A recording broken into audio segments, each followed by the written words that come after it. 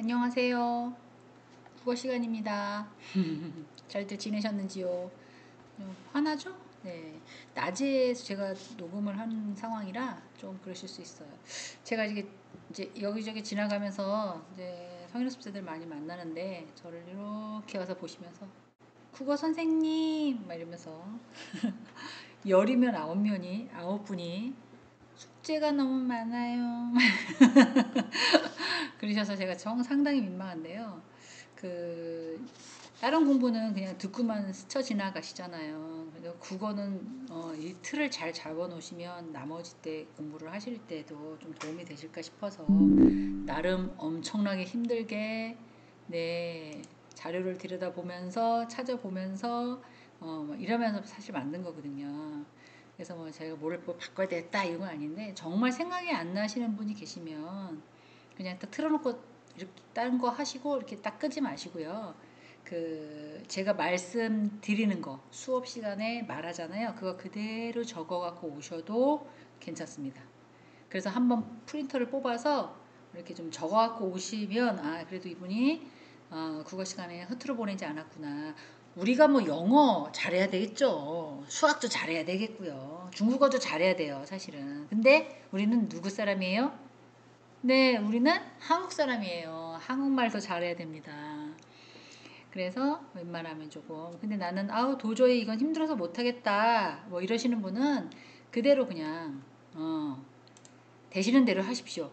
이렇게 너무 스트레스 받지 않으시면 좋겠습니다. 자, 오늘은 어휘의 주제별 외래어와 꾸미는 말이라고 되어 있어요. 그러니까는 만약에 제가 이거 PDF 파일을 올리잖아요. 그럼 프린트 하셔서 제가 말한 걸 그대로 적어 오셔도 되고요. 또 공부 좀 하고 싶으신 분은 인터넷에 다 나와 있으니까 인터넷 찾으셔도 되고요. 그리고 상상하기 너무 어렵다. 도저히 안 되겠다. 뭐 이런 분들은 제가 말하는 거 그대로 적어 오셔도 괜찮다. 라고 말씀드리고 싶습니다. 자, 그래서 오늘은 7회차고요. 어휘력에 대해서 또 계속 할 건데요. 우리나라의 전통 주택이나 한옥을 한번 머릿속에 그려보시면 좋을 것 같습니다. 어릴 때 다들 그렇게 살지 않았을까요? 스라브집이라고 해서 저도 그렇게 살았던 것 같거든요. 그래서 그 한옥의 가장 큰 특징과 온돌방, 너무 좋죠. 따끈따끈하고 마루, 지금같이 봄 같은 시기에 마루에 앉아서 이렇게 벚꽃 흩날리는 거, 그리고 동백꽃 보는 거, 뭐 이거 너무 좋을 것 같아요. 그렇게 균형을 잘 있게 결합한 구조로 만들어져 있던 점이 되게 좋은 거예요. 혹시 이렇게 기와집 밑에 처마 끝 기억하십니까? 네, 그런 것도 한번 생각해 봐서 글짓기를 하세요. 라고 했는데 글짓기 안 하셔도 됩니다. 안 하셔도 되고 상상으로 한번 생각해 보셔도 좋을 것 같아요. 그래서 이거 제가 이제 들어오시기 전에 이걸 할 거다라고 예상을 해서 지금 15주차 걸 싹 다 만들어 놨어요. 근데 이거를 쫙 빼서 버리기가 조금 그래요. 그러니까 뭐 지금부터 말씀드리는 거 좀 반복해서 말씀드리는 것 같은데 그냥 제가 말씀드리는 거를 가로 안에다 넣어 갖고 오시면 되고요. 공부를 더 하고 싶으시다라고 하시는 분들은 글짓기를 해보시고요. 좀 힘들어요 하시는 분은 안 하셔도 됩니다. 그렇게 해서 그걸 좀 나중에 제출을 하실 때 한꺼번에 제출을 해주시면 좋겠고, 그리고 조금 힘드시더라도 지금 공책에다 준비하신 분은 언제까지 제가 말씀을 드릴 거예요. 하시면, 그리고 다음 지금 이게 7회차거든요. 다음에 8회차 때 잘 설명을 해 놓을 겁니다. 네, 그렇게 해서 말씀드리겠습니다. 자, 계속 보겠습니다. 기둥 밑에 기초로 발쳐 놓은 받쳐 놓은 돌. 그게 뭘까요? 주춧돌입니다. 왜 사람 몸에 주춧돌은 어딘가요? 척추죠. 척추를 똑바로 서야 사람이 이렇게 허리도 이렇게 피고 막 이러잖아요. 그래서 이제 기둥 밑에 기초로 잘 받쳐 놓은 걸 주춧돌. 이 주춧돌을 가지고 예를 들어서 짧은 걸 짓기를 한다면 비유해서 하셔도 됩니다. 우리 집의 주춧돌은 엄마입니다. 우리 집의 주춧돌은 우리 자랑스러운 아들입니다. 뭐 이런 식으로 간단하게 하시면 되는데 숙제가 또 한 칸 한 칸 하다 보니까 이제 양이 많으신 것 같아요. 그리고 이제 학습하시는 입장에서는 어마무시하게 많죠. 일이. 근데 생각해 보세요. 켈리는 집에 가서 30분도 쓰시고 화선지 10장도 쓰시고 20장도 쓰시고 시험 보신다고 진짜 그러세요. 근데 국어 한 줄 쓰는 거 길다고 얘기하시니까 웬만하면 줄여드릴 거예요. 줄일 거예요. 그러니까 짧은 글짓기 안 하셔도 됩니다. 자, 두 번째 가겠습니다. 한옥에서 방과 방사의 큰 마루는 대청입니다. 대청. 대청은 뭐예요? 대청마루 되게 넓은 거. 옛날 사극에 같은 거 보면 한복을 입고 이렇게 고무신을 딱 벗어놓고 이렇게 올라가서 이렇게 안방으로 건너방으로 이렇게 가잖아요. 대청마루다 이런 식으로. 그래서 뭐 대청이라는 말로 꼭 굳이 짧은 글짓기를 해야 되느냐? 그거 아니고 마루라는 개념에다 놓고 큰 마루니까 마루라 놓고 우리 집에 어렸을 때는 마루가 있었다. 난 마루에서 놀았던 기억이 난다. 뭐 이런 식으로 써도 상관없거든요. 근데 이제 이걸 그 용어들을 기억을 하시라고 말씀을 드린 거예요. 벽에 바깥쪽으로 내민 지붕의 부분을 뭐라고 하느냐? 조금 어려울 수 있어요. 벽의 바깥쪽으로 이렇게 뽑아낸 것들 처마 끝에 달린 고드름 이런 단어 나오잖아요. 기억하시나요?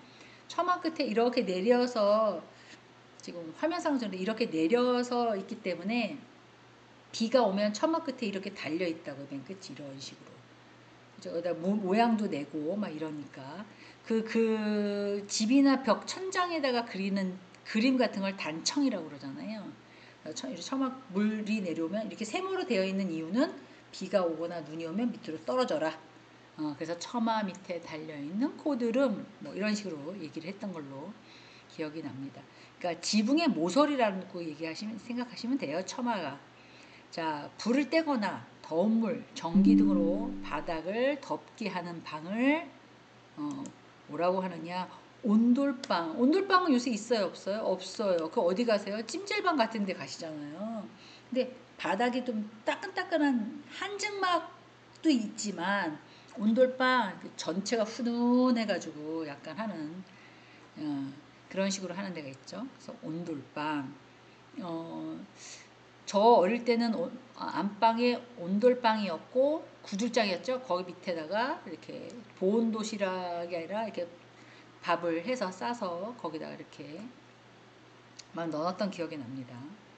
자, 집이 벽, 천장 등에서 여러 가지 색깔로 그림의 무늬를 그린 것은 아까 말씀드렸죠. 단청이라고 말씀을 드렸습니다. 그래서 이런 단어들을 한번 우리가 언제 주춧돌, 대청, 처마, 단청 이런 단어를 쓰겠어요. 그죠? 뭐 전주에 있는 한옥마을이나 가거나 아니면 안국동에 있는 한옥마을이나 가거나 그런 데가 아니면 경복궁이나 가거나 뭐 이런 보면 저거구나 그림 예쁘다 뭐 이렇게 보지 언제 그거 보겠어요. 그래서 그런 단어로 한번 생각해 보시면서 가로넣기를 해보시면 좋을 것 같습니다. 자, 다음은 이제 박스 안에 있는 단어로 문장을 만들어 보세요 라고 했는데요. 생각이 안 나시면 제가 말씀드렸던 것도 하고요. 아니면 그냥 간단하게 기를 쓰다. 이게 무슨 뜻이에요? 기를 쓰다. 국어 공부하느라고 기를 쓴다. 뭐 이러셔도 되는 거잖아요. 혀를 치다. 이러잖아요. 뭐 혀를 치다가 일본과 한국이 경기를 했는데 한국 사람이 훨씬 더 실력이 뛰어나요. 그런데 일본 사람 보고 실력도 안 되는데 개기네 뭐 덤비네 혀를 치다 뭐 이런 식으로 하셔도 되고요. 길을 열린다. 길이 열린다. 무슨 뜻이에요? 내가 앞으로 가야 할 길이 열린다. 아니면 경민대 들어가는 길이 열렸다. 뭐 이런 식으로 길이 열리는 거. 아니면 경민대를 위해서 뭐 창업의 길이 열렸다. 아니면 봉사의 길이 열렸다. 뭐 이런 식으로 문장을 만드는 것도 나쁘지 않을 것 같습니다. 들어보시고 이 중에서 마음에 들으시는 거 그리고 조금 이건 한번 해볼까? 이게 다 하지 마시고 박스에 있는 거 다 하지 마시고 이거 하나 해볼까? 그러면 하나만 딱 집어 하셔도 좋습니다. 자, 시치미를 떼다 시침이 뜨다가 무슨 말이에요? 마음이 언짢아서 유감을 뜻을 하는 거잖아요. 그렇기 때문에 뭐 먹어도 난 몰라 라고 딱 이렇게 약간 뭐 먹고 오리발 내민다 뭐 이런 거랑 비슷하잖아요. 이제 그런 거를 한번 생각을 해보셔서 시치미를 떼다 간식을 먹고도 안 먹은 척 시치미를 떼다 이런 것도 좋고요. 아까 길이 열린다는 지금 금방 생각난 건데 뭐 우리나라의 수출하는 그 1위가 반도체도 있지만 자동차도 있고 뭐 핸드폰도 있고 선박도 있고 되게 많아요. 그래서 우리나라의 상품이 해외로 나갈 수 있도록 길이 열리다 이런 것도 좋을 것 같고요. 혀를 차다 새치기 하는 사람을 보고 에휴 하여간 저거 에휴 뭐 이러잖아요. 그리고 어릴 때부터 오랫동안 알고 지냈던 사람인데 인사도 안 하고 휙 지나갔었어요. 에휴 싸가지 하고는 막 이렇게 또 얘기도 하잖아요. 그래서 그렇게 하셔도 좋을 것 같아요. 입이 벌어지다 라고 있습니다. 보고서 내용을 보고 그러니까는 국어 숙제를 과제를 받아보고 제가 입이 쩍 벌어졌어. 그런 분이 분명히 있을 거야. 세상에 미리 받을 거거든요. 국어 공부는 맨 마지막에 하지 않고 미리 받을 겁니다. 왜요? 그 보여드리려고요. 미리 받을 거예요. 그리고 늦게 내시는 분도 있어서 미리 받을 거예요. 벌어지다. 이렇게 어깨를 나란히 하다. 누구랑 동등한 어떤 비슷한 위치에서 힘을 이렇게 갖는 사람들 이게 얘기하잖아요. 우리나라의 기업들이 국제 기업과 어깨를 나란히 하다. 어떤 거는 비교 위에 있다고 보시면 돼요. 제가 말씀드렸던 선박, 그 다음에 반도체, 그 다음에 자동차 지지 않죠. 절대 지지 않습니다. 뭐 아이폰 하고 우리 삼성에는 삼성폰, 태블릿 PC 절대 지지 않죠. 어깨를 나란히 하다 이렇게 이해하시고 한번 만들어 보시는 것도 좋을 것 같습니다. 숙제가 많아서 줄여드리려고 하는 거니까 굳이 다 안 하셔도 상관없다고 말씀을 드렸습니다. 자, 세 번째로 가겠습니다. 다음은 밑줄 친 부분을 단어를 수정하고 그에 맞는 문장을 한번 만들어 보세요 라고 했는데 하기 어려우시면 제가 말씀드린 거 그대로 적어 오셔도 좋다. 그런데 뭐라고 얘기했는지 깜빡 잊어버렸어요. 그러면 이렇게 하고 들어야 되잖아요. 그건 하셔야 돼. 진짜로. 다른 수업은 유통경영이라든가 뭐 이런 것들은 좀 어려운 부분이기 때문에 제가 그냥 넘어가고 정보 검색이라든가 뭐 이런 것들도 좀 하고 있지만 그냥 듣고 그냥 저렇게 하는 거구나 신기하다 이렇게 보셔도 상관없지만 국어는 조금 신경 써서 왜 이렇게 국어를 가르쳐 주는 게 별로 많지 않습니다. 다음 학기에 열리지도 않아요. 이거는 1학년 1학기 때만 열리는 수업이기 때문에 해드릴 수가 없습니다. 다음 학기는 절대 국어를 계속해서 가르치지는 않거든요. 그래서 영어도 이제 비대면으로 하고 계시는데 영어가 다음에도 똑같은 게 열리지 않습니다. 색다른 영어가 비슷한 영어가 열릴 거예요. 근데 국어는 다시는 하지 않습니다. 1학기 때만 열리는 거라 다른 과목에서 제가 만나 뵐 거예요. 자, 보겠습니다. 그 집은 당분간 우리가 머물 숙소로 적당하다 이렇게 얘기하잖아요. 그러면 이 숙소라는 단어가 원래는 뭐예요? 잠깐 쉬는 곳 그리고 잠시 머무는 곳 그런 거잖아요. 그래서 저는 어떻게 바꿨냐면 우리는 여행 중에 거처할 곳을 정하고 여행하기로 했다. 거처라는 단어와 숙소라는 단어가 같은 말이잖아요. 응? 이거 우리 알고 있는 건데 이거를 이제는 문장으로 글로 쓰라고 하니까 조금 어려울 수 있어서 밑줄 부분을 수정해서 그에 맞게 한번 적어보세요 라고 제가 말씀을 드린 거예요. 자, 보세요. 우리 축구팀은 수비수를 조금 더 보충하면 좋겠다. 이게 무슨 뜻이에요? 보충? 모자른 거를 좀 집어넣은 건데 수비수 이렇게 약간 공격수보다 이렇게 공을 못 넣게 막는 사람을 조금 더 보충해야 된다. 이거를 다른 말로 조금 부족한 부분을 보태다 라는 쓰는 말로 해서 보완이라는 단어가 있습니다. 보완. 그러면 똑같이 우리의 축구팀은 수비수를 조금 더 보완하면 좋겠다. 이렇게 쓰셔도 괜찮죠. 단어 두 개만 싹 바꿔서. 네. 그럼 생각하고 같은 말이 비슷한 말끼리 지금 어휘력 비슷한 말끼리 이렇게 약간 바꿔서 말씀을 드리는 거니까. 그러면 전화 목소리는 그의 나이를 짐작할 수가 없었다. 그렇죠. 요새는 막 톤이 높으신 분도 있고 뭐 나이 어린데 막 목소리를 까시는 분도 있고 막 이러니까. 그러면 짐작이란 단어를 바꿔서 뭐가 있을까요? 추측이란 단어가 있지 않을까요? 추측? 이거는 어떤 사정이나 형편을 그냥 어림잡아. 영어로 얘기하면 about이잖아요. 어디서부터 어디까지 그냥 자기가 대충 몇 인치, 대충 얼마, 어림잡아 얼마야, 뭐 이런 식으로 짐작할 수가 없다, 추측할 수가 없다. 뭐 예를 들어서 변성기가 온 중학교 3학년 남학생이 안녕하세요, 안녕하세요, 누구세요? 뭐 이렇게 전화 목소리를 하면 이 사람이 고등학생인가 대학생인가 뭐 이거 모르잖아요. 나중에 이제 중3이라거나 뭐 이렇게 중학교 2학년이라 그러면 왜 이렇게 성숙해? 뭐 이러신 기억 없으신가요? 저는 엄청나게 많은데. 그래서 전화 목소리는 그의 나이를 짐작할 수가 없다, 추측할 수가 없다 이렇게 바꿔 쓰셔도 좋을 것 같아요. 어제는 너무 바빠서 잠시도 쉴 겨를이 없었다. 겨를이란 단어를 요새는 짬이라고 하지 않아요? 일하는 도중에 잠깐 쉴 수 있는 거. 사람은 계속 쭉 못 달립니다. 잠깐 커피도 마실 수 있고요. 잠깐 뭐 남자분들 같은 경우는 담배도 피실 수 있고요. 아니면 화장실도 갔다 오거나 좀 약간 맑은 공기도 좀 쐴 수도 있고 뭐 이렇잖아요. 겨를이 없었다. 어제는 너무 바빠서 잠시도 짬이 없었다. 이렇게 바꿔도 좋은 말인 것 같습니다. 자, 경찰은 그 사건의 실마리를 찾으려고 무척 고생했다. 실마리, 어떤 사건이나 일이 일어났을 때 잘 풀리게 하기 위한 첫머리를 얘기를 하잖아요. 그거를 경찰관들은 단서라고 얘기를 합니다.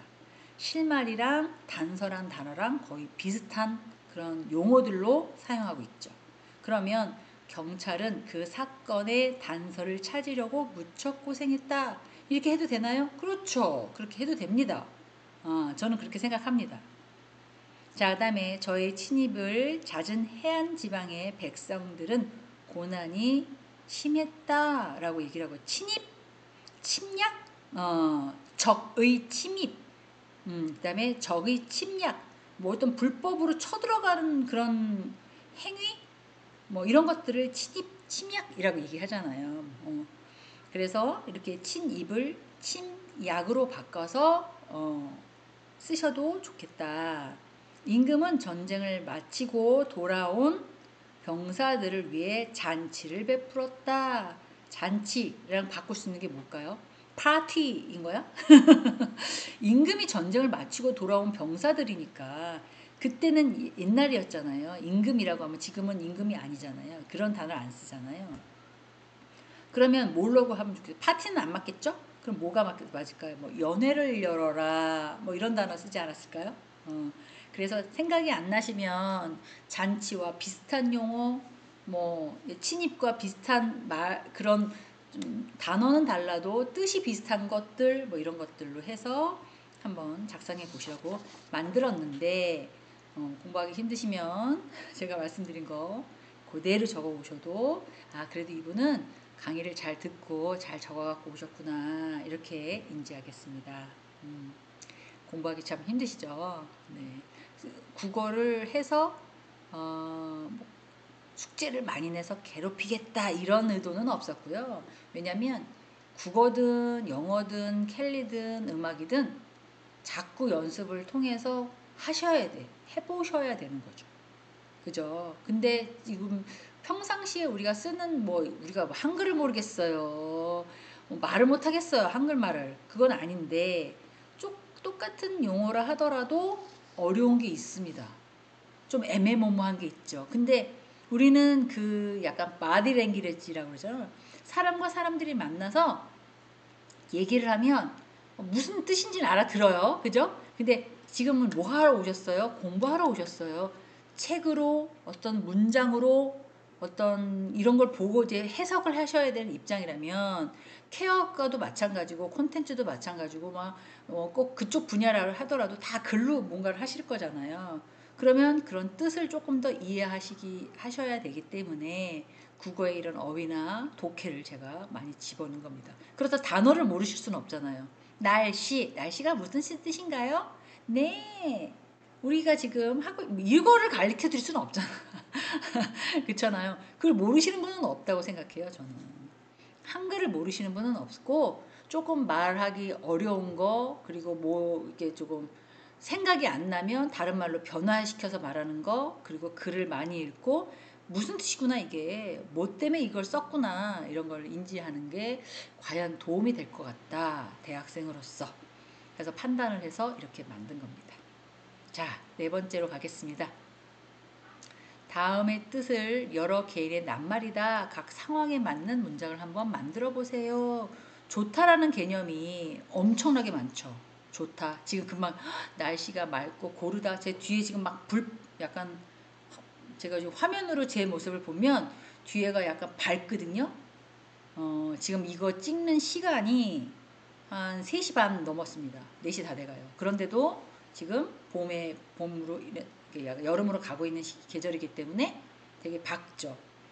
그러다 보니까 뒤에가 약간 햇빛이 좀 진하잖아요. 날씨가 밝거나 고르다 할 때도 날씨 좋다. 이러지 않았습니까? 날씨가 원래 좋은 거예요? 나쁜 거예요? 비가 오면 나쁜 거예요? 농부한테는 비가 오는 게 좋은 거죠. 그죠? 농작물 할 때. 근데 보통 사람들은 날씨가 맑고 고르다를 좋다 이렇게 표현을 합니다.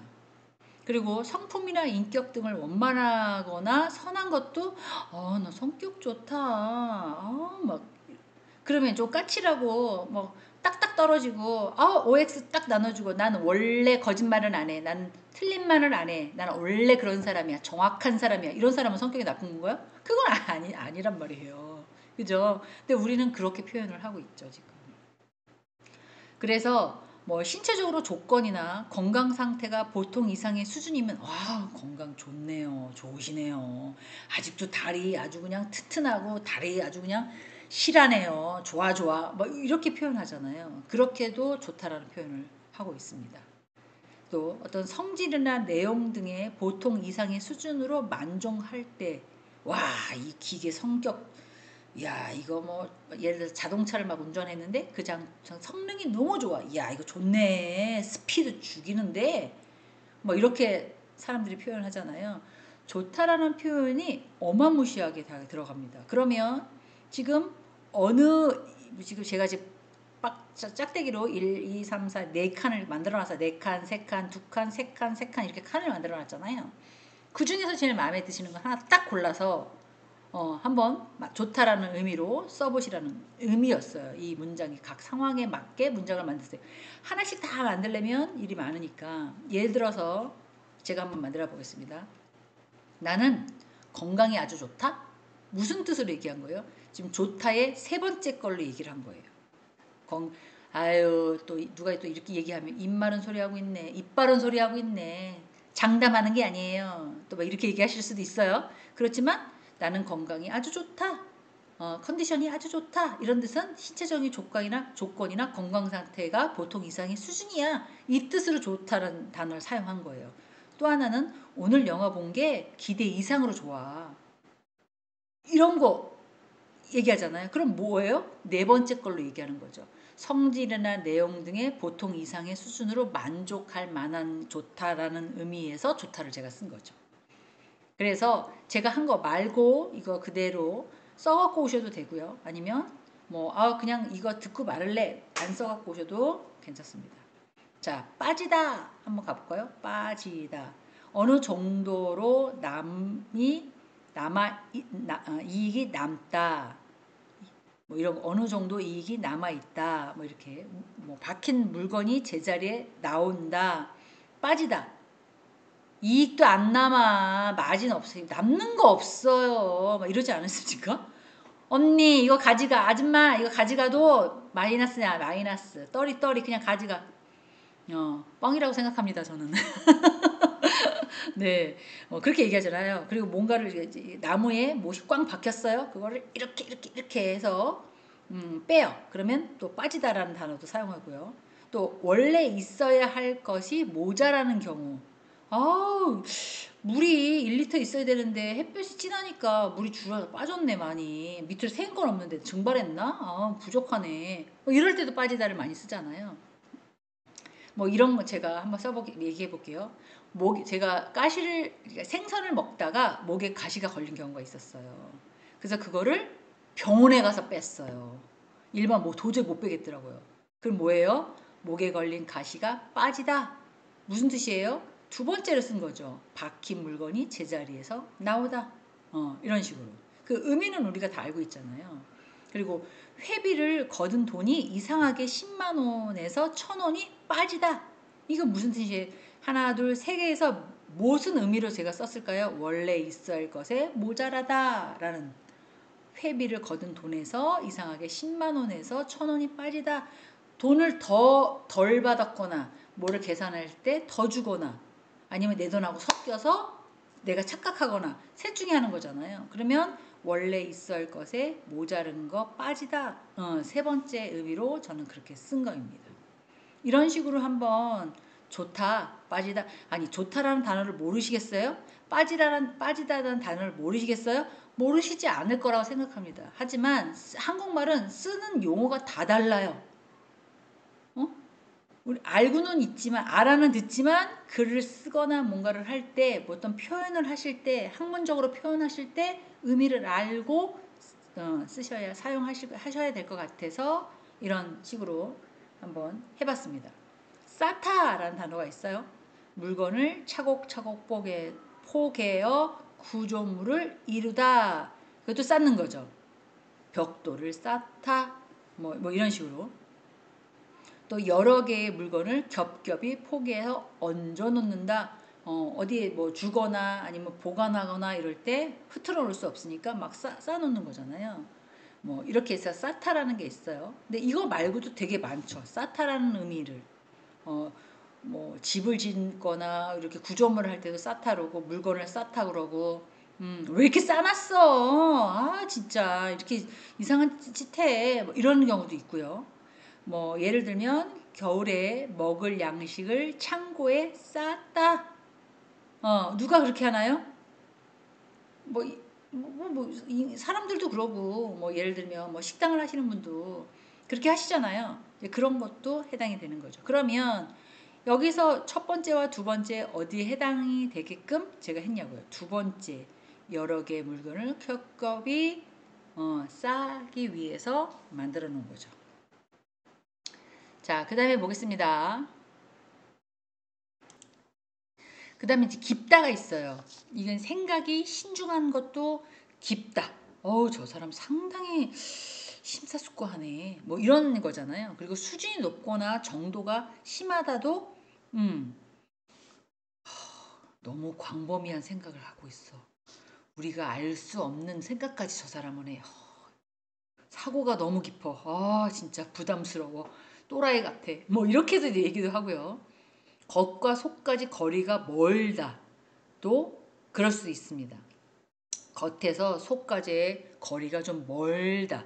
어떤 깊은 게 뭐 바닷가가 깊으냐, 물뻥이 왜 이렇게 깊으냐, 뭐 이런 단어도 있잖아요. 근데 그거는 이제 일상 용어니까 학문적으로는 금방 그런 거는 아실 것 같아서 딱 세 개만 골랐는데요. 철수는 나이에 어울리지 않게 속이 깊다. 이런 애들 있죠. 애어른. 좀 징그럽긴 한데. 애는 애다워야 되는데. 그런 애들 있어요.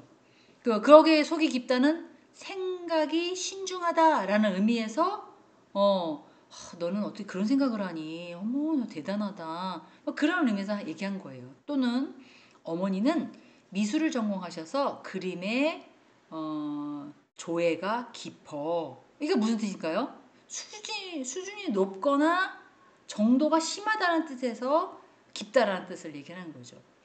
저건 사과 같은데 사과야. 감이야. 과일은 과일 같은데 이게 뭔지 모르겠는데. 막 이렇게 우리가 본다면 예술 하시는 분들은 이건 감이 아니고 예쁜 토마토인데 쬐끄만 걸 크게 몇 배대로 확대해가지고 그린 거야. 이렇게 보니까 사과 같지? 어떨 땐 감 같지? 뭐 이렇게 우리가 생각할 수 없는 예술적으로 약간 생각하는 게 조예가 되게 깊다. 수준이 높거나 어느 정도가 심하다. 뭐 이런 식으로 얘기를 하는 거잖아요. 네. 그래서 깊다라는 단어도 생각 한번 해보시면 좋을 것 같습니다. 돌다. 이거 돌다를 쓸 때는 돌다, 돈다, 돌고 여러 개가 있습니다. 돌다는 리을이잖아요. 돈다는 니은이잖아요. 돌고는 앞에는 돌고 다가 아니라 고자가 또 붙었어요. 이건 기능이나 체계가 제대로 작동되어 있을 때도 짜우 잘 돌아가네. 잘 돈다. 돌리고 뭐 별얘기 다 나오잖아요. 정신을 차릴 수가 없고 아찔할 어지러워 나 두통 있어 돌 것 같아 이런 경우도 있고요. 물체가 일정한 점이나 선을 중심으로 원을 그려서 그리면서 중심 움직이는 것도 캠퍼스가 잘 도네. 어우 대단하다. 이 캠퍼스가 아니라 콤퍼스가 잘 도네. 그리고 지구가 잘 돌고 있어. 뭐 이런 식으로. 자, 기계가 무리 없이 야, 이 복사기 잘 돌아가네. 잘 뽑힌다. 오호. 이게 무슨 말이에요? 기능이나 체계가 제대로 잘 작동되는 그런 의미로 돌다라는 걸 쓰는 거죠. 작동하다, 돌다, 같은 의미입니다. 나 머리가 감기약 몸살이 있어서 감기약을 먹었더니 머리가 핑 돌아. 돌고, 돌려. 뭐 이런 때도 돌려 쓰지 않나요? 네. 그러면 돈다, 돌다, 돈다 다 같은 의미라고 보시면 돼요. 돌고 아이들이 빙그르륵 팽이를 돌리고 있다. 돌리고 있다. 원을 그려서 그렇게 쓸 때면 무슨 뜻이에요? 돌다, 돌고, 돈다, 돌고라는 뜻의 의미로 돈다라는 것을 쓰고 있죠. 도는 팽이를 보며 즐거워하고 있다. 어릴 때 팽이치기 좀 하셨나요? 네. 저도 했던 것 같은데 남자들이 더 많이 잘했던 것 같고 스냅을 이용해서 여자들보다 그래서 그런 의미로 돌다라는 걸 한번 해봤습니다. 그 문장을 만들어 보세요라고 했는데 만약에 제 말을 잘 안 들으시고 한꺼번에 다 나는 그래도 무조건 해야지 뭐 이렇게 하시는 분도 계시지만 굳이 작성을 안 하셔도 그리고 어떤 의미를 하나 딱 뽑아서 하나만 하셔도 상관없습니다. 그러니까 좀 지금 제가 녹음하는 이 시점이 7주차예요. 그러니까 어느 정도 처음에는 약간 좀 학구열을 제가 돋구기 위해서 좀 강제적으로 말씀드린 것도 없잖아 있었고 지금 7주차도 있고 중간고사쯤 시점이니까 조금씩 좀 작게 해갖고 오셔도 된다는 말씀을 드리면서 독해로 넘어가겠습니다. 자, 독해 연습 무슨 뜻인지 읽어보시면 성인 학습자들한테 맞는 독해를 했기 때문에 이거 4.19 혁명 때 부정선 그때 뉴스에서 봤지 뭐 이러실 수도 있고요. 역사에서 유명하잖아 이거 이러실 수도 있고요. 다양할 수 있습니다. 한번 보겠습니다. 1960년 곳곳에서 수많은 사람들이 거리로 나와 외쳤다. 4.19 혁명이 일어난 시기는 이승만의 부정선거로 인한 것일까? 라고 얘기를 했는데 그럴 가능성이 많죠. 왜냐하면 상황에 따라서는 조금씩 달라졌기 때문에 왜 2선, 3선 뭐 이렇게 해먹으려고 했으니까 그런 하는 의구심이 든다. 부모 형제들에게 총뿌리를 대지 말라며 수성초등학교 학생들이 시위에 나섰다. 수성초등학교는 옛날에 1922년 4월 1일 날 종로구에 있는 수성공립보통학교에서 수성초등학교로 바뀐 걸로 알고 있습니다. 그렇기 때문에 여기서 나오는 수성초등학교는 강북 한천동에 있는 거라 1977년도에 폐교된 걸로 제가 찾아보니까 나오더라고요.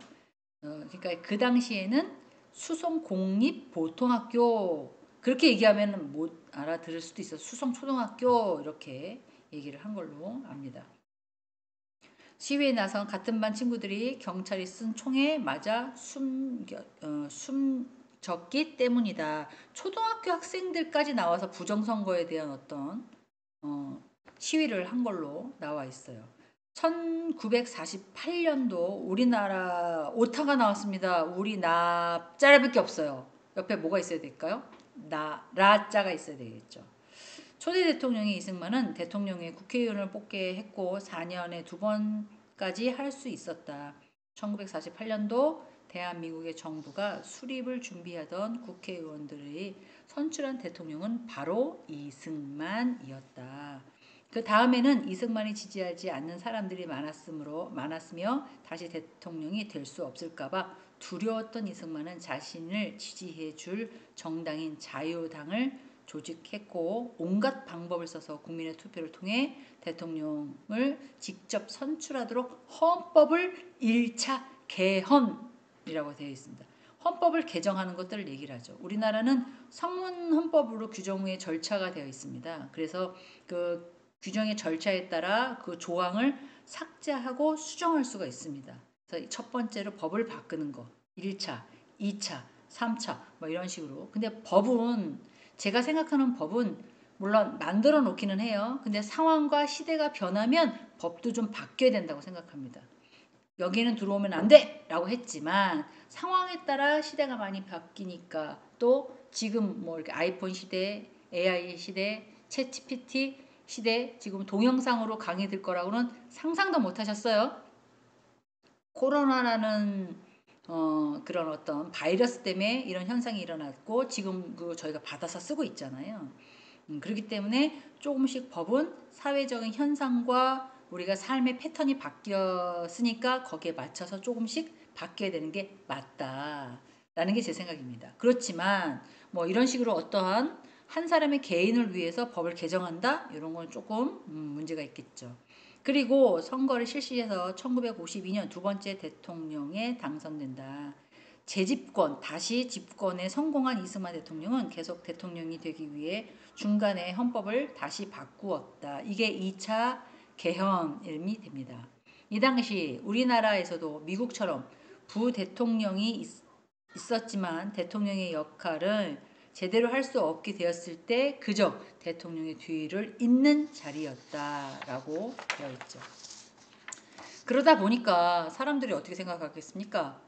예, 별로 기분 좋지 않죠. 1956년 선거에서는 민주당이 내세운 못 살겠다, 같이 살아보자 라는 구호가 많은 사람들에게 인기를 끌며 민주당의 부대통령 후보였던 장면이 당선된다.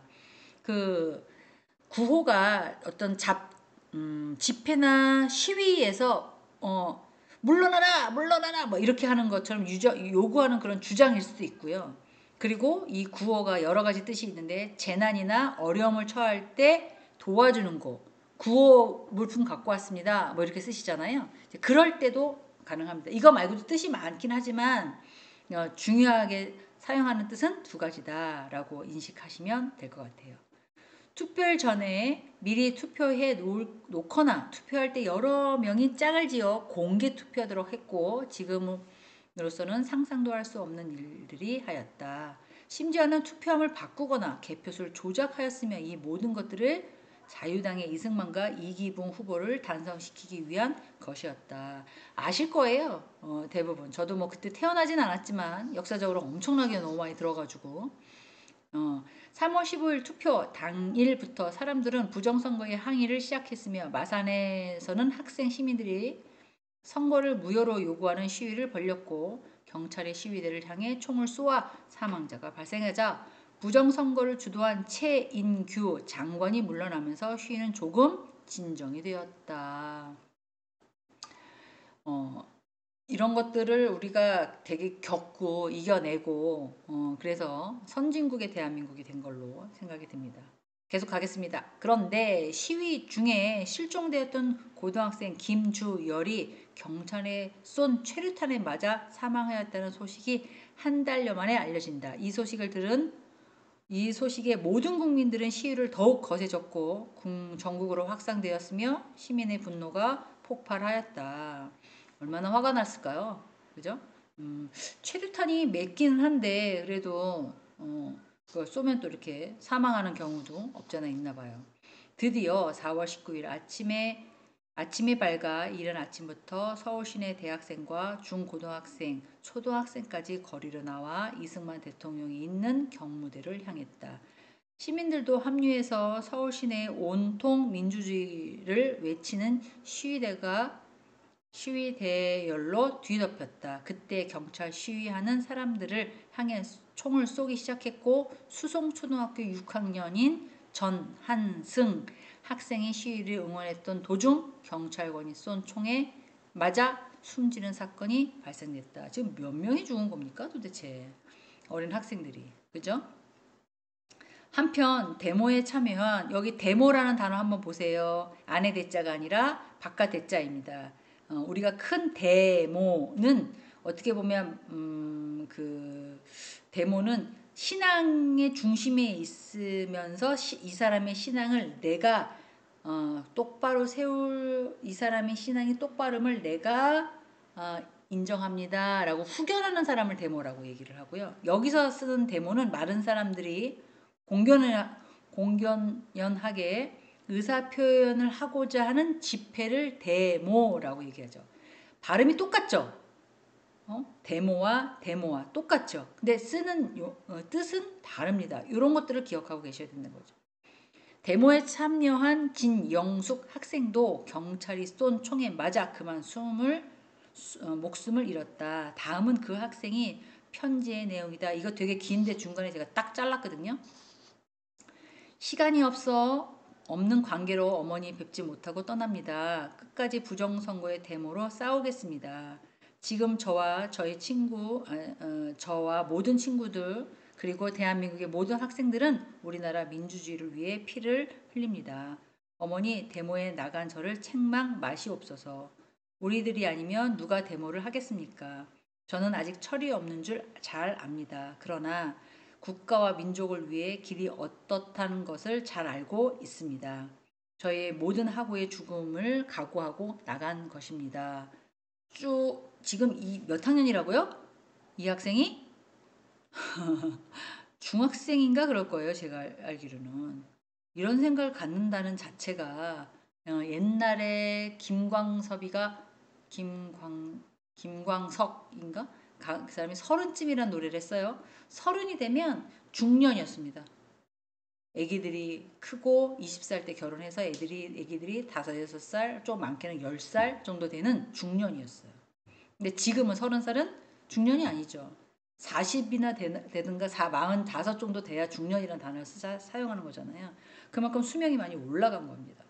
근데 지금 중학생이 이런 생각을 갖는다고요? 있겠죠. 물론 시사에 밝고 정치 경제에 밝은 사람이 분명히 있겠죠. 근데 이때 4.19 혁명일 때만 해도 중학교 고등학교 학생들은 대단한 깊은 생각을 갖고 있었다는 거죠. 계속 가겠습니다. 며칠 뒤에는 대학 교수들의 선언문을 낭독한 후 플래카드를 들고 시위에 나서기 시작했고 그들은 재선거와 이승만 대통령을 하야를 직접적으로 요구하는 시위를 했다. 국민의 거센 저항은 아무도 막을 수가 없었고 결국 이승만은 하야의 성명을 발표하고 대통령 자리에서 물러났다. 나는 그만 여기서 내려오겠다. 뭐 이런 거죠. 사람들이. 이 거센 저항, 국민들이 막 탄압이란 단어를 요새 쓰잖아요. 근데 이때는 저항이란 단어를 어떤 힘이나 조건에 굽히지 않고 거역해서 막 버티는 거. 해봐. 나는 너가 그렇게 하는 걸 저항할 거야. 할 거야. 뭐 이런 식으로. 탄핵이란 단어를 사용하고 있지만 이건 뭔가를 잘못해서 내리는 것도 있지만 물러가라 뭐 이런 식으로 약간 했다는 거죠.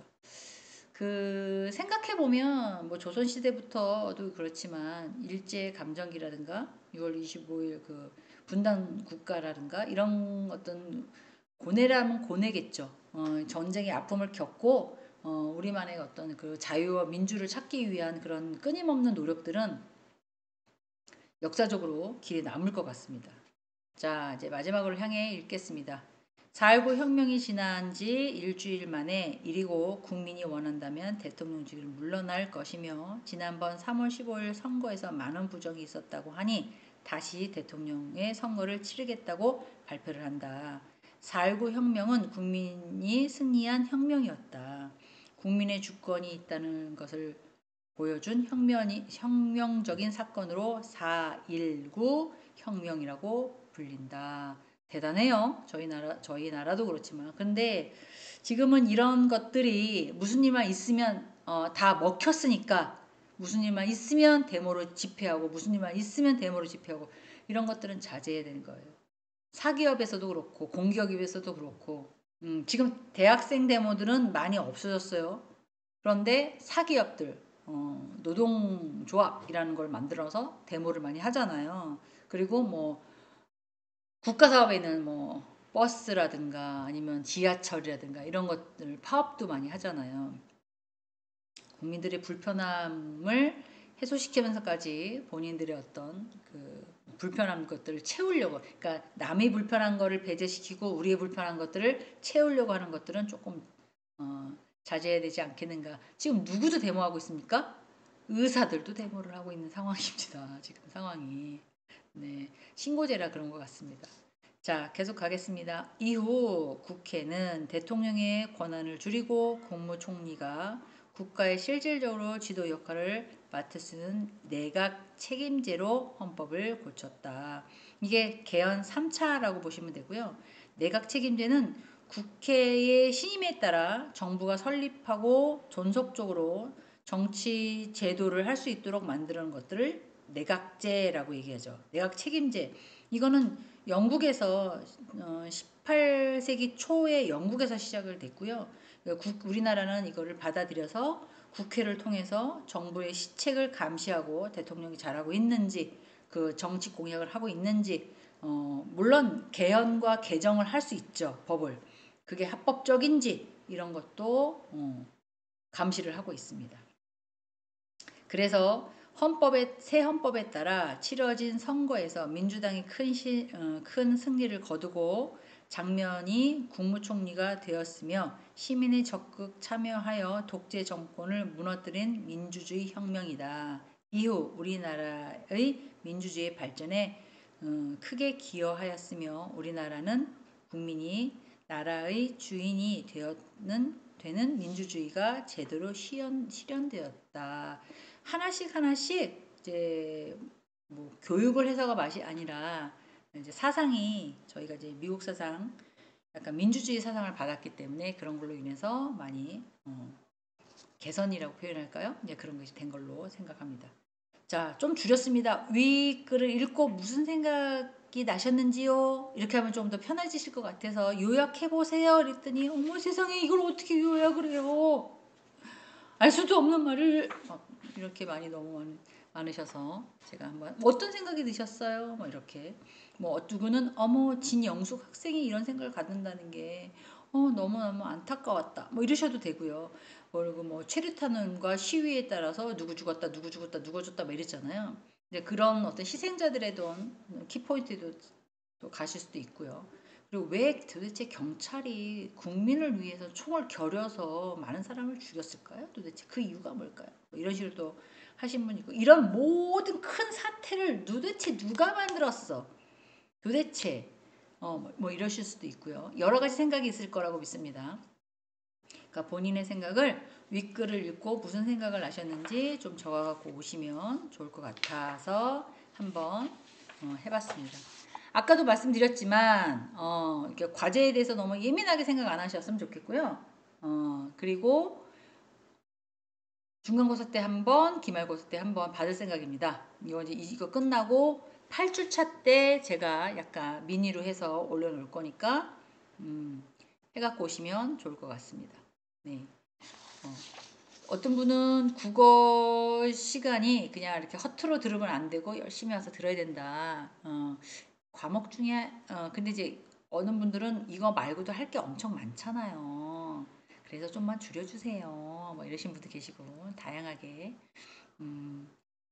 반갑게 인사하시면서 국어 선생님 막 와서 하신 분도 계시고 되게 다양하신 분이 많았는데 일단은 공부를 하실 분들은 프린터를 하셔서 하실 수 있는 양만큼만 하시고요. 조금 공부하는 게 뻐겁다라고 하신 분은 제가 말을 한 거를 조금 메모하셔서 집어 넣으셔도 좋고요. 그것도 힘들다 싶으시면 원하는 거 하나씩만 뽑아서 해갖고 오시면 될 것 같습니다.